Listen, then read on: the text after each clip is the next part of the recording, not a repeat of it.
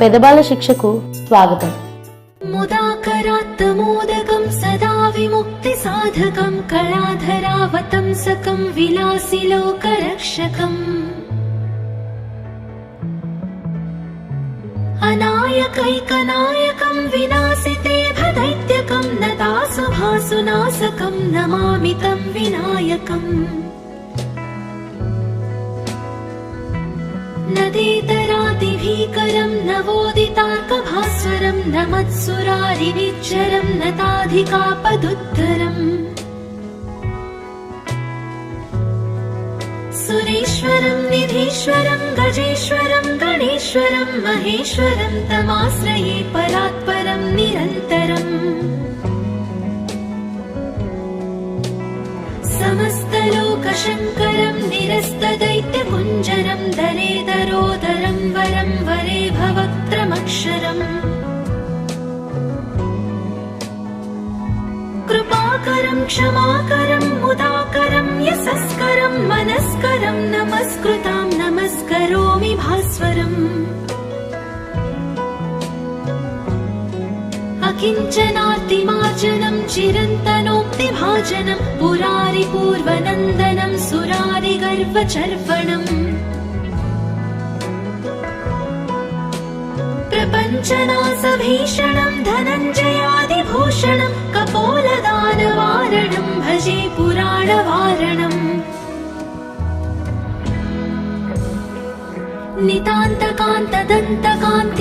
నితాంతకాంతదంతకాంతిమంతకాంతకాత్మజం అచింత్యరూపమంతహీనమంతరాయ కృంతనం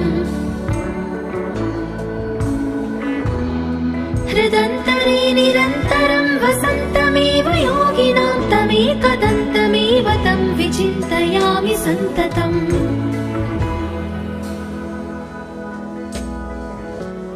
महागणेश पञ्चरत्नमादरेण योऽन्वहं प्रजल्पति प्रभातके हृदि स्मरन् गणेश्वरम् अरोगतामदोषतां सुसाहितिं सुपुत्रतां समाहितायुरष्टभूति मभ्युपैति सोच्चिरात् मुदाकरात्तमोदकं सदा विमुक्ति साधकं कलाधरावतंसकं विलासी लोकरक्षकम् अनायकैकनायकं विनाशिते भदैत्यकं नतासुभासुनाशकं नमामि तं विनायकम् नदेतरादिभीकरं नवोदितार्कभास्वरं नमत्सुरारिनिच्चरं नताधिकापदुद्धरम् सुरेश्वरं निधीश्वरं गजेश्वरं गणेश्वरं महेश्वरं तमाश्रये परात्परं निरन्तरम् समस्तलोकशङ्करं निरस्तदैत्यकुञ्जरं दलेदरोदरं वरं वरे भवक्त्रमक्षरम् कृपाकरं क्षमाकरं मुदाकरं यशस्करं मनस्करं नमस्कृतां नमस्करोमि भास्वरम् अकिञ्चनार्तिमार्जनं चिरन्तनोक्तिभाजनं पुरारि पूर्वनन्दनं सुरारि गर्वचर्वणम् प्रपञ्चनाशभीषणं धनञ्जयादिभूषणं कपोलदानवारणं भजे पुराणवारणम्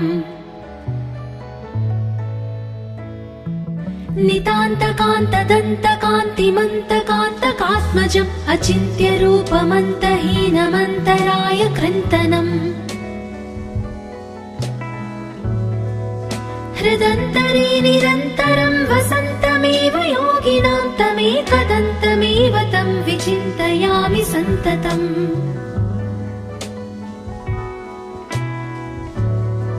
महागणेश पञ्चरत्नमादरेण योऽन्वहं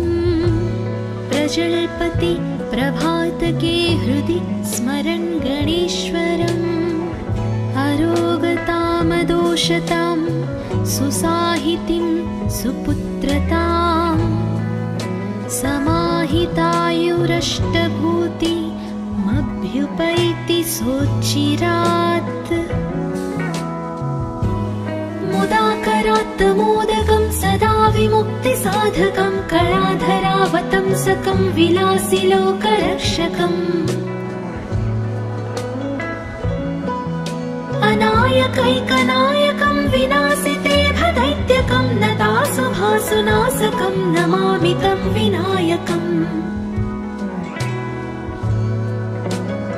नदेतरातिभीकरं नवोदितार्कभास्वरं नमत्सुरारिनिच्चरं नताधिकापदुद्धरम् सुरेश्वरं निधीश्वरं गजेश्वरं गणेश्वरं महेश्वरं तमाश्रये परात्परं निरन्तरम् समस्तलोकशङ्करं निरस्तदैत्यकुञ्जरं दरेदरोदरं वरं वरे भवक्त्रमक्षरम् कृपाकरं क्षमाकरं मुदाकरं यशस्करं मनस्करं नमस्कृतां नमस्करोमि भास्वरम् अकिञ्चनार्तिमार्जनं चिरन्तनोक्तिभाजनं पुरारिपूर्वनन्दनं सुरारिगर्वचर्वणम् प्रपञ्चनाशभीषणं धनञ्जयादिभूषणं कपोलदानवारणं भजे पुराणवारणम्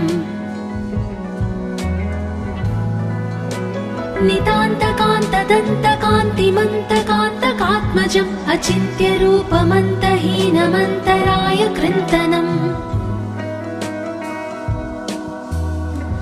हृदन्तरे निरन्तरं वसन्तमेव योगिनां तमेकदन्तमेव तं विचिन्तयामि सन्ततम्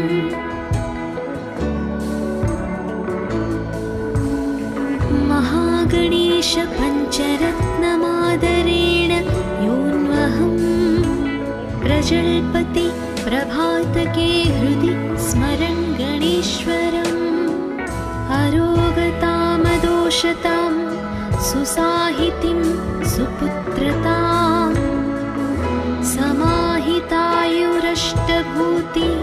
समाहितायुरष्टभूतिमभ्युपैति सोच्चिरात् मुदाकरात्तमोदकं सदा विमुक्तिसाधकं कलाधरावतंसकं विलासिलोकरक्षकम् अनायकैकनायकं विनाशिते भदैत्यकं नतासुभासुनाशकं नमामि तं विनायकम् नदेतरातिभीकरं नवोदितार्कभास्वरं नमत्सुरारिनिच्चरं नताधिकापदुद्धरम् सुरेश्वरं निधीश्वरं गजेश्वरं गणेश्वरं महेश्वरं तमाश्रये परात्परं निरन्तरम् समस्तलोकशङ्करं निरस्तदैत्यकुञ्जरं दरेदरोदरं वरं वरे भवक्त्रमक्षरम् कृपाकरं क्षमाकरं मुदाकरं यशस्करं मनस्करं नमस्कृतां नमस्करोमि भास्वरम् अकिञ्चनार्तिमार्जनं चिरन्तनोक्तिभाजनं पुरारिपूर्वनन्दनं सुरारिगर्वचर्वणम् प्रपञ्चनाशभीषणं धनञ्जयादिभूषणं कपोलदानवारणं भजे पुराणवारणम्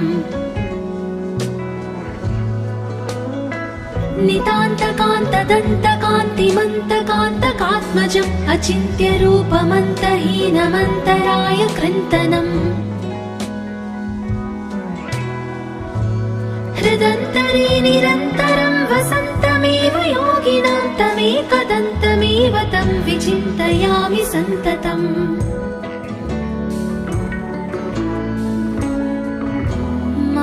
महागणेश पञ्चरत्नमादरेण योऽन्वहम् प्रजल्पति प्रभातके हृदि स्मरन् गणेश्वरम् अरोगतामदोषतां सुसाहितिं सुपुत्रताम् समाहितायुरष्टभूतिमभ्युपैति सोच्चिरात् मुदाकरात् मोदकं सदा विमुक्तिसाधकं कलाधरावतंसकं विलासिलोकरक्षकम् अनायकैकनायकं विनाशिते भदैत्यकं नतासुभासुनाशकं नमामि तं विनायकम् नदेतरादिभीकरं नवोदितार्कभास्वरं नमत्सुरारिनिच्चरं नताधिकापदुद्धरम् सुरेश्वरं निधीश्वरं गजेश्वरं गणेश्वरं महेश्वरं तमाश्रये परात्परं निरन्तरम् समस्तलोकशङ्करं निरस्तदैत्यकुञ्जरं दरेदरोदरं वरं वरे भवक्त्रमक्षरम्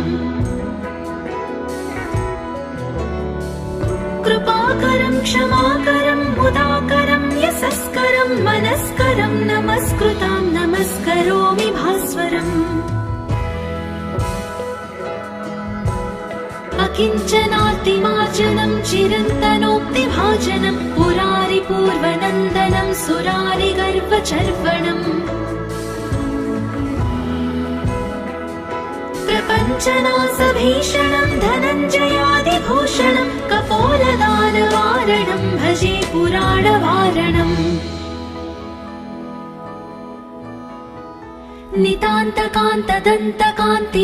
नितान्तकान्तदन्तकान्तिमन्तकान्तकात्मजम् अचिन्त्यरूपमन्तहीनमन्तराय कृन्तनम्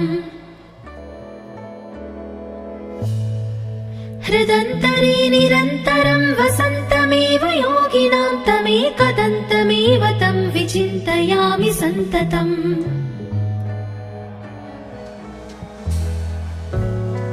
महागणेश पञ्चरत्नमादरेण योऽन्वहम् प्रजल्पति प्रभातके हृदि स्मरन् गणेश्वरम् अरोगतामदोषतां सुसाहितिं सुपुत्रताम् समाहितायुरष्टभूतिमभ्युपैति सोच्चिरात् मुदाकरात् मोदकं सदा विमुक्तिसाधकं कलाधरावतंसकं विलासिलोकरक्षकम् अनायकैकनायकं विनाशिते भदैत्यकं नतासुभासुनाशकं नमामि तं विनायकम् नदेतरादिभीकरं नवोदितार्कभास्वरं नमत्सुरारिनिच्चरं नताधिकापदुद्धरम् सुरेश्वरं निधीश्वरं गजेश्वरं गणेश्वरं महेश्वरं तमाश्रये परात्परं निरन्तरम् समस्तलोकशङ्करं निरस्तदैत्यकुञ्जरं दरेदरोदरं वरं वरे भवक्त्रमक्षरम् कृपाकरं क्षमाकरं मुदाकरं यशस्करं मनस्करं नमस्कृतां नमस्करोमि भास्वरम्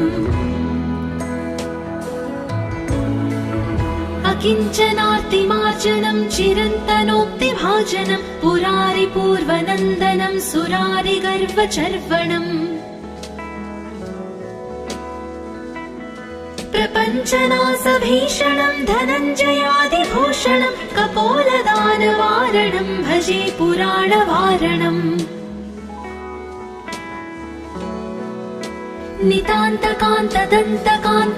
नितान्तकान्तदन्तकान्तिमन्तकान्तकात्मजम् अचिन्त्यरूपमन्तहीनमन्तराय कृन्तनम् हृदन्तरे निरन्तरं वसन्तमेव योगिनां तमेकदन्तमेव तं विचिन्तयामि सन्ततम्।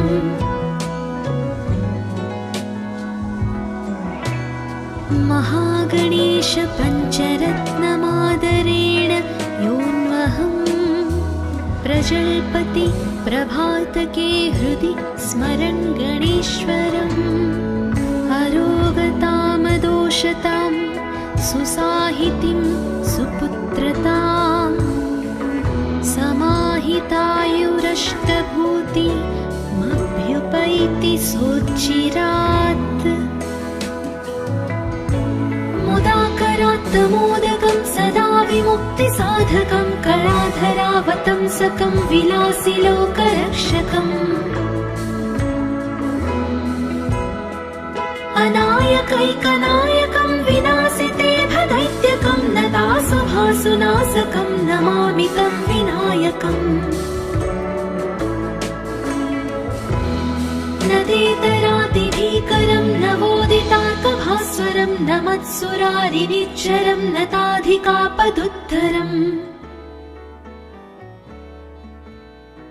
सुरेश्वरं निधीश्वरं गजेश्वरं गणेश्वरं महेश्वरं तमाश्रये परात्परं निरन्तरम्। समस्तलोकशङ्करं निरस्तदैत्यकुञ्जरं दलेदरोदरं वरं वरे भवक्त्रमक्षरम्। कृपाकरं क्षमाकरं मुदाकरं यशस्करं मनस्करं नमस्कृतां नमस्करोमि भास्वरम्। अकिञ्चनार्तिमार्जनं चिरन्तनोक्तिभाजनं पुरारिपूर्वनन्दनं सुरारिगर्वचर्वणम्। प्रपञ्चनाशभीषणं धनञ्जयादिभूषणं कपोलदानवारणं भजे पुराणवारणम्। नितान्तकान्तदन्तकान्तिमन्तकान्तकात्मजम् अचिन्त्यरूपमन्तहीनमन्तराय कृन्तनम्। हृदन्तरे निरन्तरं वसन्तमेव योगिनां तमेकदन्तमेव तं विचिन्तयामि सन्ततम्।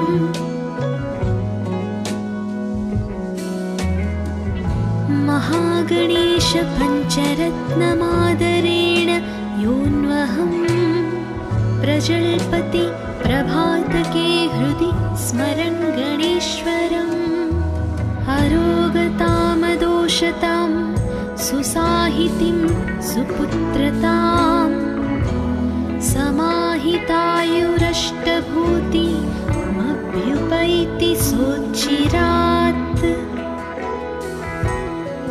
मुदाकरात्तमोदकं सदा विमुक्तिसाधकं कलाधरावतंसकं विलासिलोकरक्षकम्।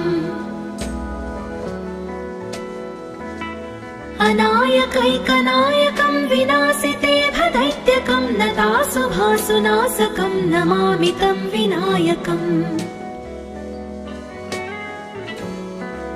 नदेतरातिभीकरं नवोदितार्कभास्वरं नमत्सुरारिनिच्चरं नताधिकापदुद्धरम्। सुरेश्वरं निधीश्वरं गजेश्वरं गणेश्वरं महेश्वरं तमाश्रये परात्परं निरन्तरम्। समस्तलोकशङ्करं निरस्तदैत्यकुञ्जरं दलेदरोदरं वरं वरे भवक्त्रमक्षरम्। कृपाकरं क्षमाकरं मुदाकरं यशस्करं मनस्करं नमस्कृतां नमस्करोमि भास्वरम्। अकिञ्चनार्तिमार्जनं चिरन्तनोक्तिभाजनं पुरारिपूर्वनन्दनं सुरारिगर्वचर्वणम्। प्रपञ्चनाशभीषणं धनञ्जयादिभूषणं कपोलदानवारणं भजे पुराणवारणम्। नितान्तकान्तदन्तकान्तिमन्तकान्तकात्मजम् अचिन्त्यरूपमन्तहीनमन्तराय कृन्तनम् हृदन्तरे निरन्तरं वसन्तमेव योगिनां तमेकदन्तमेव तं विचिन्तयामि सन्ततम्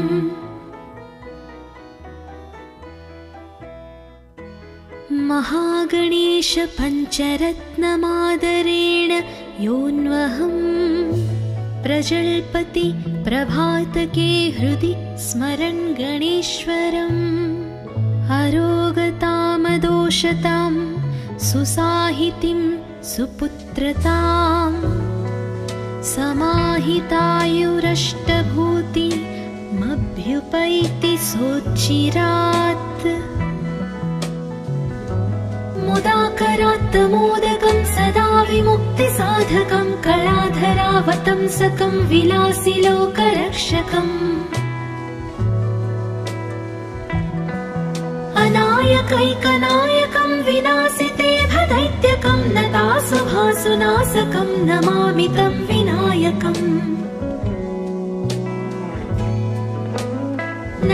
नदेतरादिभीकरं नवोदितार्कभास्वरं नमत्सुरारिनिच्चरं नताधिकापदुद्धरम् सुरेश्वरं निधीश्वरं गजेश्वरं गणेश्वरं महेश्वरं तमाश्रये परात्परं निरन्तरम् समस्तलोकशङ्करं निरस्तदैत्यकुञ्जरं दरेदरोदरं वरं वरे भवक्त्रमक्षरम् कृपाकरं क्षमाकरं मुदाकरं यशस्करं मनस्करं नमस्कृतां नमस्करोमि भास्वरम् अकिञ्चनार्तिमार्जनं चिरन्तनोक्तिभाजनं पुरारिपूर्वनन्दनं सुरारिगर्वचर्वणम् प्रपञ्चनाशभीषणं धनञ्जयादिभूषणं कपोलदानवारणं भजे पुराणवारणम्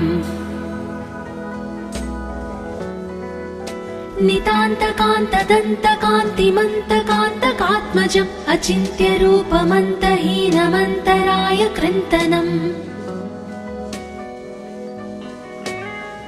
हृदन्तरे निरन्तरं वसन्तमेव योगिनां तमेकदन्तमेव तं विचिन्तयामि सन्ततम्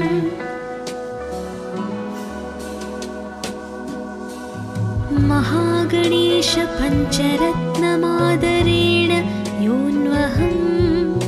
प्रजल्पति प्रभातके हृदि स्मरन् गणेश्वरम् अरोगतामदोषतां सुसाहितिं सुपुत्रताम् समाहितायुरष्टभूतिमभ्युपैति सोच्चिरात् मुदाकरात् मोदकं सदा विमुक्तिसाधकं कलाधरावतंसकं विलासिलोकरक्षकम् अनायकैकनायकं विनाशिते भदैत्यकं नतासुभासुनाशकं नमामि तं विनायकम् नदेतरादिभीकरं नवोदितार्कभास्वरं नमत्सुरारिनिच्चरं नताधिकापदुद्धरम् सुरेश्वरं निधीश्वरं गजेश्वरं गणेश्वरं महेश्वरं तमाश्रये परात्परं निरन्तरम्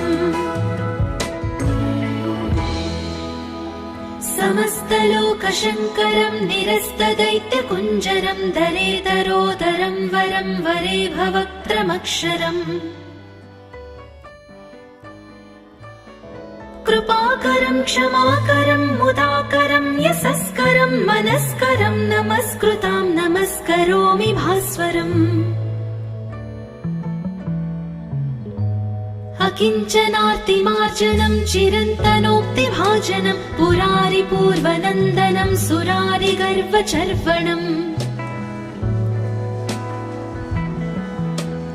प्रपञ्चनासभीषणं धनञ्जयादिभूषणं कपोलदानवारणं भजे पुराणवारणम्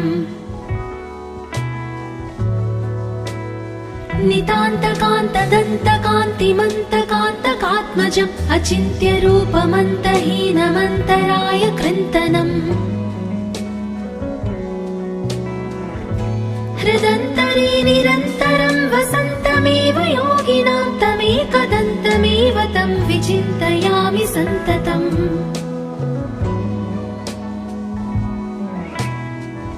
महागणेश पञ्चरत्नमादरेण योऽन्वहं प्रजल्पति प्रभातके हृदि स्मरन् गणेश्वरम् अरोगतामदोषतां सुसाहितिं सुपुत्रतां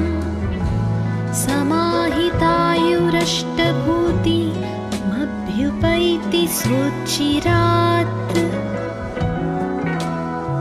मुदाकरात् मोदकं सदा विमुक्तिसाधकं कलाधरावतंसकं विलासिलोकरक्षकम्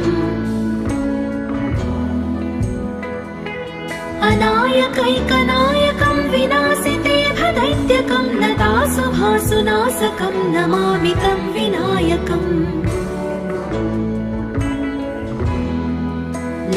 नदेतरातिभीकरं नवोदितार्कभास्वरं नमत्सुरारिनिच्चरं नताधिकापदुद्धरम्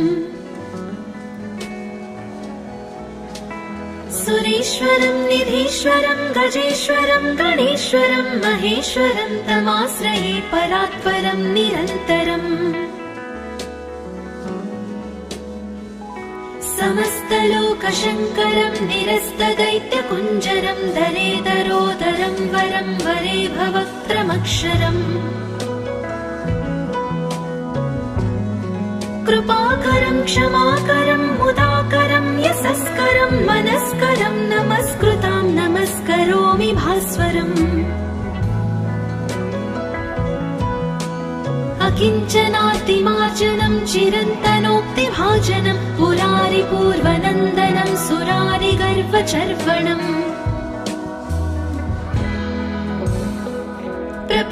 प्रपञ्चनासभीषणं धनञ्जयादिभूषणं कपोलदानवारणं भजे पुराणवारणम्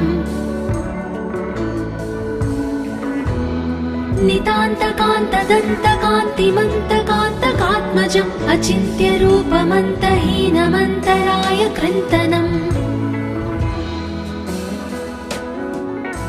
हृदन्तरे निरन्तरं वसन्तमेव योगिनां तमेकदन्तमेव तं विचिन्तयामि सन्ततम्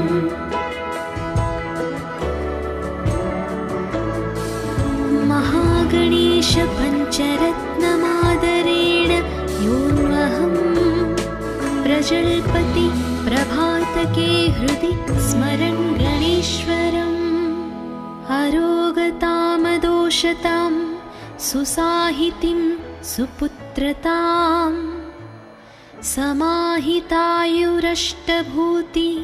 समाहितायुरष्टभूतिमभ्युपैति सोच्चिरात् मुदाकरात् मोदकं सदा विमुक्तिसाधकं कलाधरावतंसकं विलासिलोकरक्षकम् अनायकैकनायकं विनाशिते भदैत्यकं नतासुभासुनाशकं नमामि तं विनायकम् नदेतरातिभीकरं नवोदितार्कभास्वरं नमत्सुरारिनिच्चरं नताधिकापदुद्धरम् सुरेश्वरं निधीश्वरं गजेश्वरं गणेश्वरं महेश्वरं तमाश्रये परात्परं निरन्तरम् समस्तलोकशङ्करं निरस्तदैत्यकुञ्जरं दरेदरोदरं वरं वरे भवक्त्रमक्षरम् कृपाकरं क्षमाकरं मुदाकरं यशस्करं मनस्करं नमस्कृतां नमस्करोमि भास्वरम् किञ्चनार्तिमार्जनं चिरन्तनोक्तिभाजनं पुरारिपूर्वनन्दनं सुरारिगर्वचर्वणम् प्रपञ्चनासभीषणं धनञ्जयादिभूषणं कपोलदानवारणं भजे पुराणवारणम् नितान्तकान्तदन्तकान्तिमन्तकान्तकात्मजम् अचिन्त्यरूपमन्तहीनमन्तराय कृन्तनम् हृदन्तरे निरन्तरं वसन्तमेव योगिनां तमेकदन्तमेव तं विचिन्तयामि सन्ततम्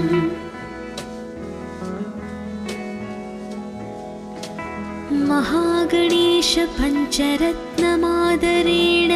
योऽन्वहं प्रजल्पति प्रभातके हृदि स्मरन् गणेश्वरम् अरोगतामदोषतां सुसाहितिं सुपुत्रतां